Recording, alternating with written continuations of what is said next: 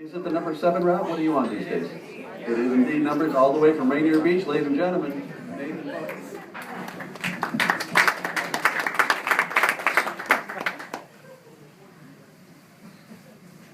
Okay, it's 2009, it's winter, it's evening, it's a weeknight.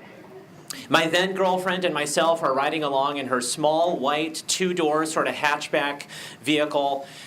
She's driving, we're coming back from an event which I don't recall, and we're thinking it might be a good idea to grab dinner to go in the U District prior to taking it home for a quiet evening. We're traveling eastbound on Northeast 45th, approaching University Way, interested in a right turn onto southbound U Way, some good restaurants down there.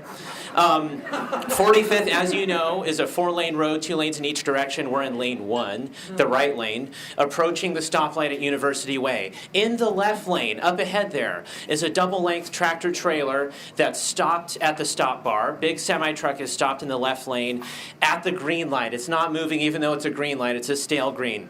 And he's got his emergency 4-way flashers on. He's got his 4-ways on. And we're trying to figure out what's he going to do. We stop a little ways behind the truck.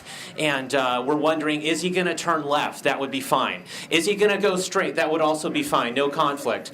Or is he going to attempt to execute a wide right turn right in front of us using both lanes to get onto southbound U-Way where we would also like to turn right?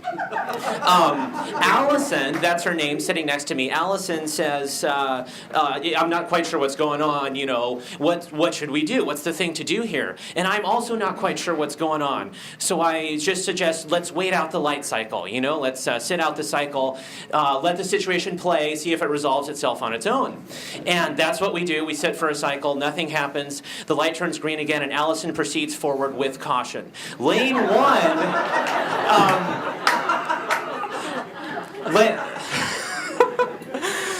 Lane 1 feels narrow, because on the left side, of course, is the great big semi-truck, which we're now passing by and which could move at any moment. And on the right side is the sidewalk, which has all these telephone poles and utility poles and trees that come up very close to the curb. And so it's like we're going through this narrow passageway of danger, and we're getting close to the end. We're almost there where we will be out from under the shadow of this truck, and we'll be clear. We'll be able to get around the corner, and then we'll be fine and we'll be safe. But we will never get there, because at the last possible moment, the semi-truck makes an immediate right turn right in front of us, as though we did not exist. People in traumatic situations often later describe events as happening both very quickly and very slowly at the same time, and that's how it felt watching this truck make its turn. Its trailer is entirely white, and it begins to sort of abstract space as it comes closer and closer, filling up the car windows, expanding to fill our field of vision. The trailer contacts the driver's side of our car, Allison's side of the car, crunches the frame a little bit, but mostly just pushes the car. Pushes us up onto the curb, and continues pushing us to the right. And briefly in my mind, I marvel that there's so much lateral pressure from this truck that it can cause our car to rise onto the sidewalk and continue getting pushed to the right.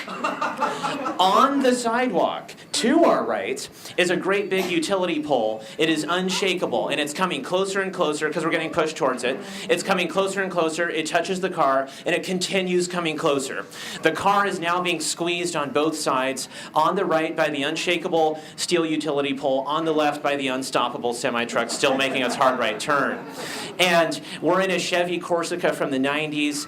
It's not a tank, not built for this type of stuff. And I'm noticing that the sides of the car are beginning to push in. And I'm thinking about how cars, inanimate hunks of metal that they are, can be squished, as they are in landfills. But the human body is not supposed to be squeezed like that. There's about to be a conflict of physics here. And I'm looking down at my legs because they're underneath the glove compartment and I can't see them, and I feel vulnerable. And I very much want to tell Allison to honk the horn. And I imagine that she very much wished to do the same. But the event was too large. There's too much size to what was going on. There was no space to act or react, only to observe. I observed a middle-aged homeless woman running into the street, planting her body in front of the semi-truck, shouting and wildly gesticulating up at the driver, indicating to him our presence in his corner pocket, forcibly verbalizing that he needed to stop driving the truck right now. The truck driver, upon noticing the homeless lady in front of him, understood what was going on and did so. Allison, because she was awesome, the first thing she did was check to make sure that I was okay. And because she was extremely an awesome person, I'm sure she still is, she ran out. The next thing she did was run out to go check to make sure the truck driver was okay. Not sarcastically, with genuine concern. I don't remember how we got out of the car, but we did. I wandered around in a daze. 45th and U Way was blocked in all 4 directions because of this incident, and there was room to wander. I'm looking up at all the buildings and the clouds and the trees and all the things that would not have changed or cared about the outcome of this tiny incident happening on the ground, which of course for me is this great big life or death affair. I'm having these philosophical thoughts and everyone's looking at me. There's a bunch of college kids staring at me. But I'm looking for the street people. Where is the homeless woman? I must thank her. I need to thank her. She did not have to run out into the middle of the road in front of a semi-truck to save the lives of people she didn't know. If she had not done that, I don't think we would have died, although it's possible. But I do think there would have been injuries, and I'm very confident the injuries would have been significant. I have to thank this person. But where is she? My memory of her face is already starting to fade, and there's all these other faces looking at me. Exactly how old was she? What did she look like? What was she wearing? I look for her, and I can't find her that night. I go back the next night looking for her. Is she there? Is she there? Is she there? She's not there.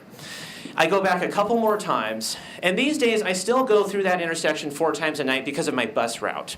And I think about her regularly. It's possible that I've seen her between now and the time of this incident in 2009. It's even possible that we've spoken, interacted, because I do not remember what she looked like, and I doubt she would recognize my face. If that has happened, I hope I have been kind to her.